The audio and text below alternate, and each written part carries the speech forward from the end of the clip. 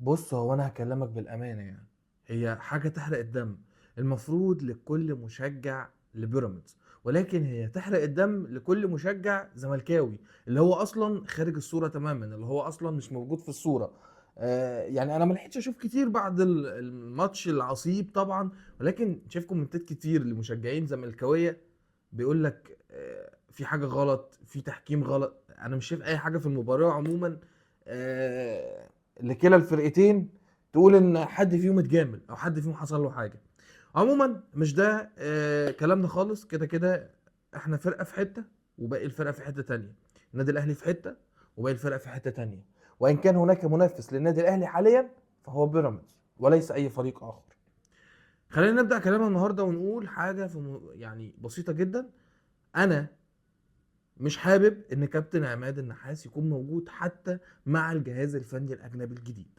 الافكار اللي انا شفتها في مباراة النهاردة دي لا ترتقي انها تكون افكار شخص في منظومة او في الجهاز الفني للنادي الاهلي. افكار غريبة جدا، افكار عقيمة جدا جدا لابعد مدى. مش كده وبس، انت بتضيع لعيبة. بتضيع لعيبة زي مين؟ زي جراديشار. رقم واحد، ايه سر تبديل جراديشار؟ يعني هل جراديشار هو اللي كان سيء في ارض الملعب عشان ابدله بين الشوطين وانسف بمعنوياته الارض؟ لا، ده هو يعني الراجل ما كانش بيوصل له كوره وكان بيعافر عشان يستلم كوره ويسدد. كان قريب من ان هو يسجل او ضيع فرصه مهمه، عادي، ما كل اللعيبه بتضيع فرص مهمه. طب ايه؟ هل هو كان الوحيد السيء في الشوط الاول؟ لا، طاهر ما كانش موجود. بن شرقي النسخه الصيني اللي معانا ما كانتش موجوده. طب ايه؟ يبقى مين اللي اتبات؟ كوكا اللي وراه مساحات الدنيا. نرجع لكوكا. علي معلول لو برجل واحده يعني هيقدم اضعاف اضعاف مضاعفه من كوكا او غيره في المركز ده حاليا. علي معلول ما يستحقش ده ابدا. كلنا شفنا لقطه علي معلول وخروجه بعد انتهاء المباراه سريعا. مش ده، لا، علي معلول ما يستحقش كده.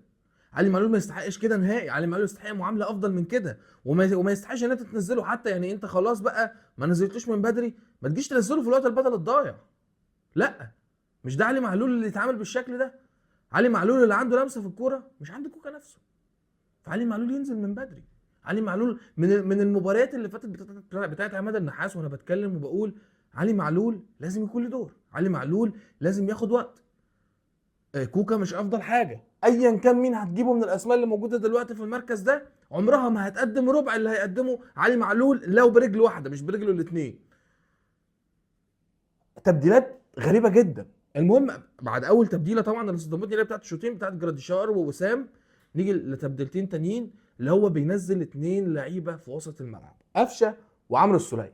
طب قفشه وتمام اوكي، لكن عمرو السوليه وتسحب بن شرقي اللي هو كان بدأ يقول بسم الله الرحمن الرحيم في الشوط الثاني، او على الاقل كان انشط شويه من طاهر محمد طاهر اللي زي ما قلنا عنده مشاكل تانية مخليه مش مركز في ارض الملعب، ربنا يشفيه له ورده طبعا. فده بالنسبه لي تبديل غريب. انت ليه منزل اتنين في نص الملعب وسحبت جناح؟ انا عارف انك هتودي امام عاشور جناح، بس برضه انت متعادل ومحتاج تعمل كثافه هجوميه. كثافه هجوميه في ظل الكثافه الدفاعيه اللي انت هتواجهها. فانا محتاج الكثافه الهجوميه، مش محتاج الكثافه في وسط الملعب. لا، انا محتاج بس ثلاث لعيبه في وسط الملعب فايقين. كان هيكفي قفشه ومعاه امام ومعاهم مروان، وطلع اكرم. ماشي، طلع اكرم. هو كان اكرم او مروان اللي يطلع وينزل قفشه، ولو اني كنت بفضل مروان اللي يطلع، بس ماشي. طلعت اكرم ونزل قفشه. انما عمرو السوليه ليه؟ يعني عمرو السوليه هيقدم ايه؟ ما انا ما عملش حاجه من ساعه، كله ميس باص غلط ما عدا تسديده عملها والباقي ميس باص غلط. فعمرو السوليه هيقدم، انزله ليه؟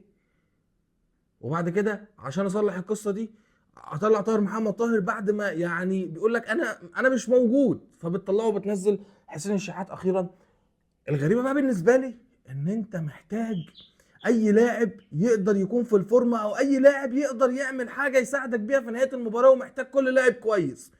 تبص تلاقي ان هو بيطلع امام افضل لاعب في ارض الملعب وافضل لاعب في النادي الاهلي الفتره الاخيره، يطلعه في الوقت اللي هو محتاجه فيه، في الوقت اللي هو هيحسم بطوله فيه، في الوقت اللي هو محتاج فيه اي لاعب ممكن يقدم معاه اي اضافه كويسه. يطلع امام افضل لاعب عندك، اللاعب اللي ممكن يجيب لك الهدف في اي ثانيه تخرجه، ده انا كنت هشد في شعري. لا التبديله دي بقى محتاجه يعني انا ممكن نعمل دراسه على كابتن عماد النحاس كان بيفكر في ايه في الوقت ده. ان انت محتاج اي حد يقدم لك اي اضافه بس لو قد كده، وتقوم مطلع امام اللي هو افضل لاعب معاك، افضل لاعب جوه الفرقه، تقوم مطلعه. بانهي منطق يا راجل؟ دي تبديله غريبه. دي تبديله بقى ايه؟ علي معلول، اللي هي في الخمس دقايق الوقت البدل الضايع ولا 6 دقايق اللي سابهم وقت بدل ضايع. طب ازاي؟ يعني امام يطلع؟ اما هو ما فيش مدرب عنده فكر، مش عنده فكر، ما فيش حد هيكون واقف على الخط عموما ومحتاج اي جهد او اي لاعب ممكن يقدم له اضافه ويطلع اللاعب الوحيد اللي ممكن يجيب له هدف في اي لحظه. ما فيش حد هيكون موجود على خط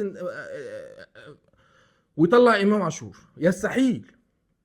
فانا بتمنى، وده كل التمني، ان كابتن عماد النحاس لا، الافكار اللي انا شفتها النهارده في ارض الملعب دي، واللي انا بشوفها بقالي كام مباراه وبتكلم عليها والناس بتقول لي انت بتقول ايه، ده الراجل جاي في وضعه ومش، جماعه دي مش يعني ده مش حكم. في افكار وفي حاجات صغيره كده هي معروفه، هي بديهيات، هي بديهيات. اما يعني ينفع واحد ما بيعرفش يمرر كوره او يسدد كوره او يستلم كوره تقول عليه ده لعيب كوره جامد؟ هو نفس المنطق. او تقول عليه لعيب كوره اصلا، هو نفس المنطق. هو كابتن عماد النحاس في التدريب هو مش الف ب مش عارف يعملها. لا، شخصيه ضعيفه، شخصيه متوتره، شخصيه مهزوزه، الفكر ضعيف جدا جدا جدا ومتدني جدا جدا جدا باللي انا شفته في المباريات اللي فاتت، واكتمل في مباراه النهارده، وكان هيكتمل بكارثه ان انت تتعادل في مباراه النهارده، وممكن كنت تخسر.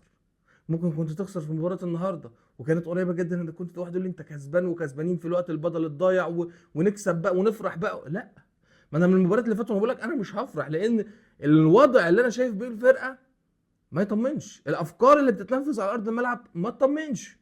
كل الحكايه كلها ان انت بس بتجيب عدد اهداف بيغطي الكوارث اللي عندك. فما تقابل فرقه رخمه كرويا زي البنك الاهلي وفرقه كويسه زي البنك الاهلي، هتبان وهتتكشف، وده اللي حصل النهارده. ولولا توفيق ربنا وستر ربنا ان احنا بنجيب الهدف في نهايه المباراه. فملخص حلقتنا النهارده: كابتن عماد النحاس بافكاره دي لا يصلح ان هو يكون موجود كفرد من افراد الجهاز الفني للنادي الاهلي. دي وجهه نظري المتواضعه، شخصيه جدا، شخصيه بحته، انت ليك وجهه نظرك على عيني وعلى راسي، ولكن دي وجهه نظري. كابتن عماد النحاس بالافكار دي، والا هنكون بنعيد سيناريو كابتن سامي قمصان، مع كامل الاحترام ليه. هو ده يعني اللي بيحصل، ده هو ده التفكير المصري. فانا اتمنى ان الجهاز الفني يكون اجنبي، يعني خلينا نجربه ولو لمره. المدرب يختار الجهاز الفني زي ما هو عايز. انا اعرف ان في اختلاف على افراد الجهاز الفني، ان النادي عايز افراد زي كابتن عماد النحاس او كابتن محمد شوقي، والجهاز الفني بيقول لك لا انا هجيب معايا الافراد بتوعي. فاتمنى ان احنا نسيبه يختار الافراد بتوعه بمنتهى الاريحيه. شكرا، سلام.